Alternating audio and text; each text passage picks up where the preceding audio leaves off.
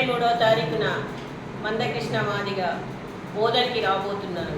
ఐషా గార్డెన్లో పెన్షన్దారుల మీటింగ్ పెద్ద ఎత్తున జరగబోతుంది. కాబట్టి దీని ముఖ్య ఉద్దేశం ఏంటంటే, ఏదైతే సీఎం గారు ఇచ్చిన హామీని నిలబెట్టుకోలేడు కాబట్టి ఆ ఉద్యమం చేయవలసి అవసరం వచ్చింది.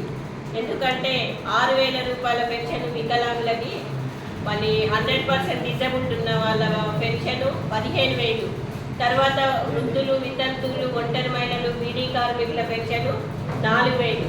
ఇది పెన్షన్ మేము అడగలేదు. అడగకుండా ఆయన ఏం చెప్పాడు అంటే, నేను ఇది గెలవగానే నేను పెన్షన్ మీకు మంజూరు చేశానని చెప్పాడు. చెప్పి వాగ్దానం ఇచ్చి 2 సంవత్సరాలైనా ఈ రోజు దాకా ఒక పెన్షన్ ఇస్తానని మూసెత్తి మాట కూడా మాట్లాడకపోవడంతో ఇప్పుడు మేము అడిగితే అందరూ అదే రకంగా చెప్పి గెలిచారు. కాబట్టి నేను కూడా అదే రకంగా చెప్పాను, ఏం చేస్తారో చేసుకోనని చెప్పడం జరిగింది. కాబట్టి ఖబర్దార్ సీఎం గారు, మేము ఒకటే చెప్తున్నాము, మా పెన్షన్ మాకు ఇచ్చే అంతవరకు కృష్ణన్న మాకు అండగా నిలబడ్డాడు. కాబట్టి ఖచ్చితంగా మా పెన్షన్ మేము సాధించుకుంటాము. ఈరోజు రేపు 23వ తారీఖు శనివారం రోజు 3,000 మందితో ఖచ్చితంగా మీటింగ్ పెడతాము. ఈ మీటింగే కాదు, మళ్ళీ 9వ తారీఖున, వచ్చే నెల 9వ తారీఖున 10 లక్షల మందితో హైదరాబాద్లో పెద్ద ఎత్తున మీటింగ్ పెట్టడం కూడా జరుగుతుంది. కాబట్టి మా పెన్షన్ పక్క రాష్ట్రంలో ఏ విధంగా ఇచ్చారో ఈ రాష్ట్రంలో కూడా అదే విధంగా ఇవ్వాలని కోరుకుంటున్నాం. పక్క రాష్ట్రంలో నిధులు ఎట్లా ఉన్నాయి, మరి ఈ రాష్ట్రంలో నిధులు ఎందుకు లేవు? పక్క రాష్ట్రంలో 15,000 పెన్షన్ 100% డిజబుల్డ్కి ఇచ్చారు. మళ్ళీ 6,000 రూపాయలు వికలాంగులకు ఇచ్చారు. వృద్ధులు, వితంతువులకి కూడా పక్క రాష్ట్రంలో 4,000 రూపాయలు పెన్షన్ ఇస్తున్నారు. అదే 3 నెలల ఎక్కిన 3 నెలలకే ఆ పెన్షన్ కట్టించారు. నువ్వు 2 సంవత్సరాలు అయింది, 2 సంవత్సరాల పెన్షన్ ఒక్క మనిషి అయినాక 2,000 రూపాయలు లెక్క కట్టుకుంటే 40,000 రూపాయల పెన్షన్ నీ దగ్గర ఒక్క మనిషి ఉన్నాయి. అంటే కొన్ని కోట్ల రూపాయల పెన్షన్ వికలాంగులు, వృద్ధులు, వితంతువులు, ఒంటరి మహిళలు, బీడీ కార్మికుల పెన్షన్ అంతా కూడా మీ దగ్గర ఉన్నది. ఆ కొన్ని కోట్ల పెన్షన్ కూడా మాకు నువ్వు పెంచి మళ్ళీ ఆ పెన్షన్ని కూడా కట్టి ఇవ్వాలి. లేకపోతే ఖచ్చితంగా నువ్వు ఉంటావా, మరి ఊడిపోతావా తెలియదు, కానీ నీ గద్దె మాత్రం దించడం కరెక్టే. లేకపోతే రాజీనామా పెట్టి, నీతో చేత కాకపోతే రాజీనామా పెట్టి వెళ్ళిపో. నువ్వు అనుకుంటున్నావు కాంగ్రెస్ ప్రభుత్వం వస్తే ఎన్నో రకాలుగా చేస్తాను అని చెప్పేసి, ఈ రోజు దాకా ఒక బ్లాక్ పోస్టులు ఇచ్చిన దాఖలాలు లేవు. ఈ రోజు దాకా ఇందిరమ్మ గృహాలు అన్నారు. ఇందిరమ్మ గృహాలు ఎవరు వికలాంగులకు ఇచ్చారు, నిరుపేదలకు ఎవరికి ఇచ్చారు? ఇప్పుడు దాకా అవి చూపెట్టండి. ఒక నిధులు కూడా మాకు ఇవ్వలేదు.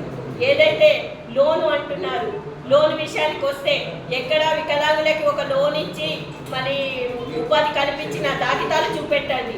అదే మరి లోన్ ఇస్తున్నారు, వాళ్ళకేంటి లోన్ కోసము షూరిటీ కావాలంటున్నారు. షూరిటీ వికలాంగులకు ఎవరు ఇస్తారు? మంచి వాళ్ళకి షూరిటీ ఇవ్వడానికి వెనక జరిగిపోతున్నారు.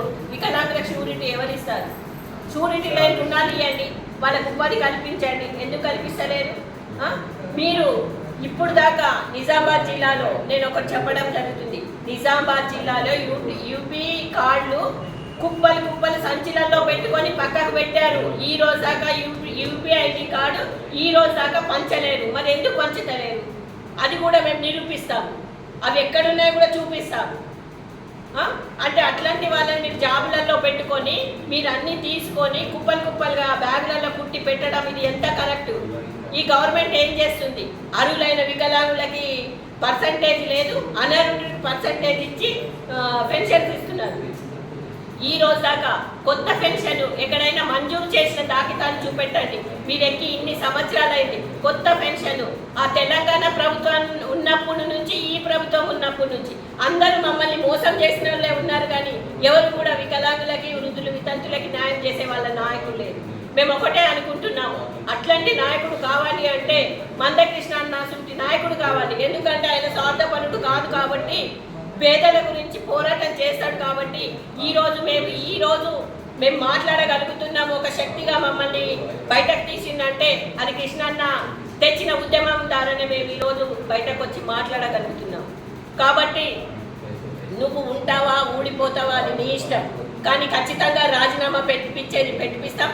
వచ్చే నెల 9వ తారీఖు 10 లక్షల మందితో కానీ దిగ్బంధం చేయబోతున్నాము హైదరాబాదు. అది కూడా చూడు, మా సత్తా ఏముందో అది కూడా చూపిస్తాం. జై వికలాంగ్. జై వికలాంగ్.